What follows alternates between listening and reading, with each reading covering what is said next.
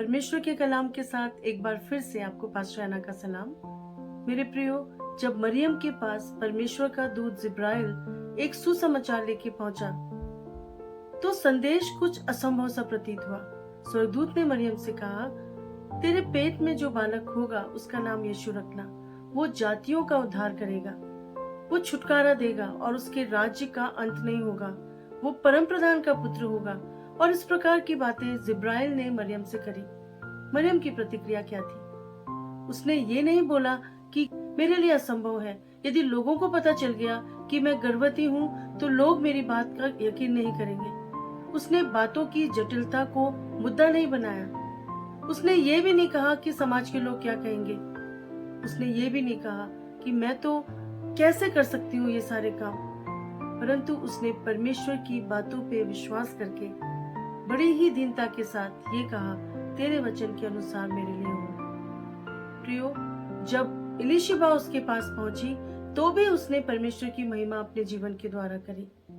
उसने एक बहुत ही सुंदर भविष्यवाणी अपने लिए की जो इस प्रकार से थी, प्राण मेरो प्रभु की बढ़ाई करता और मेरी आत्मा आनंदित है।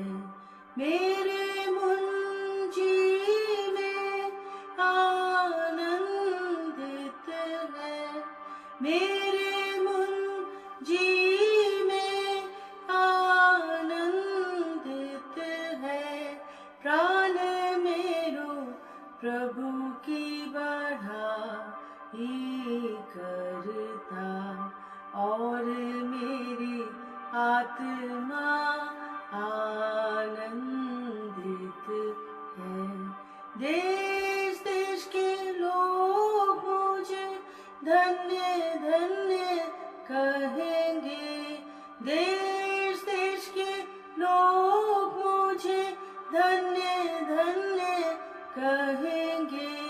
प्राण मेरो प्रभु की बढ़ाई करता।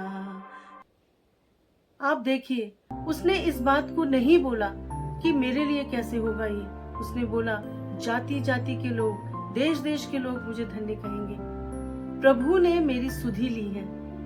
उसने ये नहीं कहा कि मैं तो फंस गई, मेरे से कैसे हो सकता है, परंतु उसने कहा कि प्रभु ने मेरी सुधि ली है। देश देश के लोग, जातियां मुझे धन्य कहेंगी। क्या ये सही नहीं था?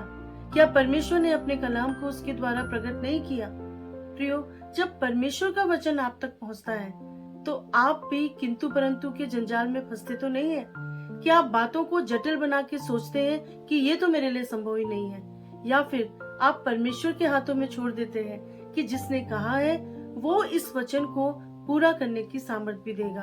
मरियम की प्रतिक्रिया थी, तेरे वचन के अनुसार मेरे लिए हो। उसकी प्रतिक्रिया थी, देश देश के लोग मुझे धन्य कहेंगे, जाति जाति के लोग मुझे धन्य धन्य कहेंगे। उसकी प्रतिक्रिया थी कि परमेश्वर ने मेरी सुधि ली है। आपकी प्रतिक्रिया क्या है?